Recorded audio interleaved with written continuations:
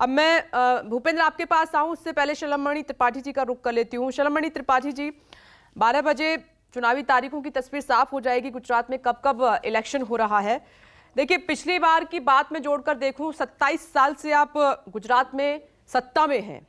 ऐसा नहीं है कि काम नहीं किया है, काम किया है, हर बार आपने कमबैक किया, लेकिन उसके बावजूद भी पिछले विधानसभा चुनाव में कांग्रेस मजबूती के साथ उभरी, आपको 2 डिजिट में समेट दिया कांग्रेस पार्टी ने बीजेपी को, और आपने खुद माना था, कई बीजेपी के नेताओं ने, कि हाँ हमारी कहीं चूक हुई है, और एक झटके के तौर पर था। और अब तो मैदान में आम आदमी पार्टी भी है जो जोर शोर से उतरी हुई है आपके अगेंस्ट। कैसे देख रहे हैं इस लड़ाई को?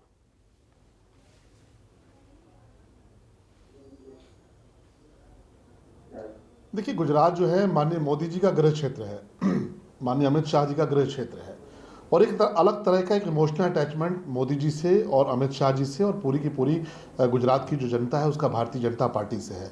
आप आम आदमी पार्टी या कांग्रेस की बात करिए, आपको ये पता होगा, बहुत से लोगों को ये बात पता है कि दोनों मिलकर चुनाव लड़ रहे हैं, दोनों मिलकर भारतीय जनता पार्टी का रथ रोकने की कोशिश कर रहे हैं। पर आपको पता है कि गुजरात की जो जनता है उसने कांग्रेस का काल भी देखा है और मोदी जी का काल भी देखा है। कांग्रेस के काल में किस तरह की स्थिति थी आपको याद होगा कि गुजरात अतीक का गुजरात था, लतीफ़ का गुजरात था, उस पर रईस जैसी फिल्में बनती थी जिसमें शाहरुख खान ने एक्टिंग की थी। ऐसी फिल्में गुजरात का प्रतीक हुआ करती थी।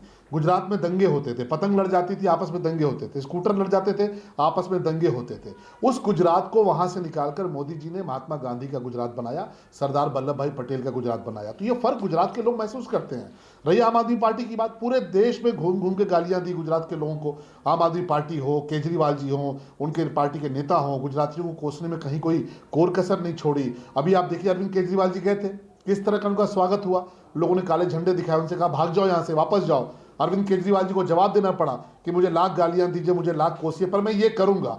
तो गुजरात की जनता ऐसे लोगों को स्वीकार नहीं करने वाली है। उनको पता है कि मोदी जी और अमित शाह जी के हृदय में और जो भी भारतीय जनता पार्टी का शीर्ष नेतृत्व है, गुजरात उनके लिए कितना महत्वपूर्ण है। कहीं कोई लड़ाई नहीं है, कांग्रेस और आम आदमी पार्टी मिलकर लड़ रहे हैं, या मैं आपसे पुख्ता तौर पे कह रहा हूं, ये गुजरात की जनता को भी पता है। होना कुछ नहीं है, भारतीय जनता पार्टी बहुत बड़े अंतर से वहां चुनाव जीतने जा रही है। यही अंतर की बात तो आपने पिछले विधानसभा चुनाव में भी कही थी। 150 सीटों का टारगेट तब भी आप लेके चले थे, लेकिन 2 डिजिट पर सिमट गए।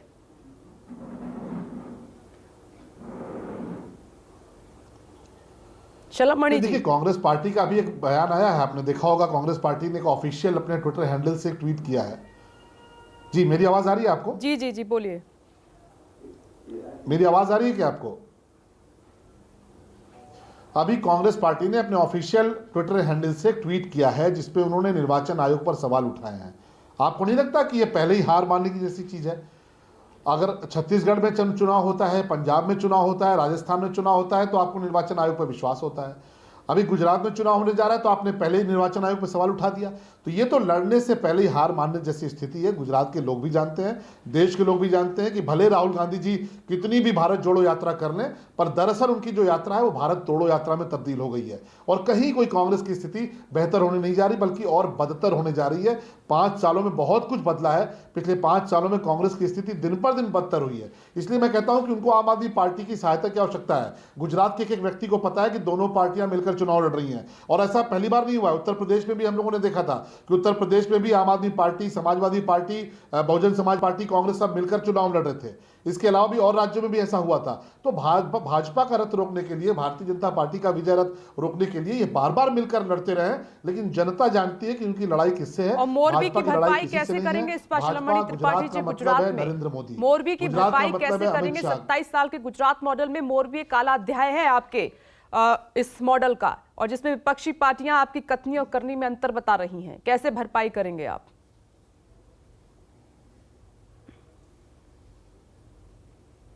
उनका जवाब तो गुजरात की जनता ने दे दिया। मोरबी को लेकर जो लोग सवाल उठा रहे हैं, उनका जवाब तो गुजरात की महान जनता ने दिया है।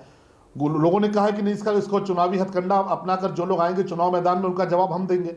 सबको पता है कि उस पूरी घटना को लेकर पूरा देश दुखी है, पूरा देश इस घटना को लेकर मर्माहत है। चाहे वो प्रधानमंत्री जी हो, चाहे कोई भी हर व्यक्ति हो, प्रधानमंत्री जी वहां पर पहुंचे हैं, और जितनी तेजी से उसमें जो भी सहायता हो सकती थी की गई है। दुर्घटना थी, नहीं होनी चाहिए थी, इसमें जवाबदेही भी तय हो रही है। इसमें किसकी लापरवाही थी या किसकी साजिश थी, किसका षड्यंत्र था, ये सारी चीजें एसआईटी जांच में खुलकर सामने आ जाएंगी। दरअसल सबसे बड़ी जो चीज होती है वो नीयत कैसी है, आपकी नीति कैसी है। गुजरात के एक व्यक्ति को पता है और मोरबी के लोगों को भी पता है कि प्रधानमंत्री और वहां पे जो भी हमारे भारतीय जनता पार्टी के लोग हैं उनकी नीयत में और नीति में कहीं कोई खोट नहीं है। वो ईमानदारी से सेवा करना चाहते हैं, वो ईमानदारी से लोगों की सेवा कर रहे हैं पिछले इतने वर्षों से। और ऐसे में अगर कोई हादसा हुआ, ऐसी कोई घटना हुई है जो नहीं होनी चाहिए थी, उसको लेकर मुझे नहीं लगता कि कोई अगर इसको राजनीतिक हथकंडे के तौर पर उपयोग करने का प्रयास करेगा तो गुजरात की बड़ी लापरवाही के चलते महान जनता है, लापरवाही नहीं होनी चाहिए थी। शलमणि जी, एक सीक्रेट मिशन की बात कर रहे हैं प्रधानमंत्री नरेंद्र मोदी की कांग्रेस से थोड़ा अलर्ट रहना होगा। क्या बीजेपी में कोई बेचैनी है? कौन से सीक्रेट मिशन की बात कर रहे हैं जिसमें कांग्रेस लगी हुई है, जो सिर्फ बीजेपी को पता है?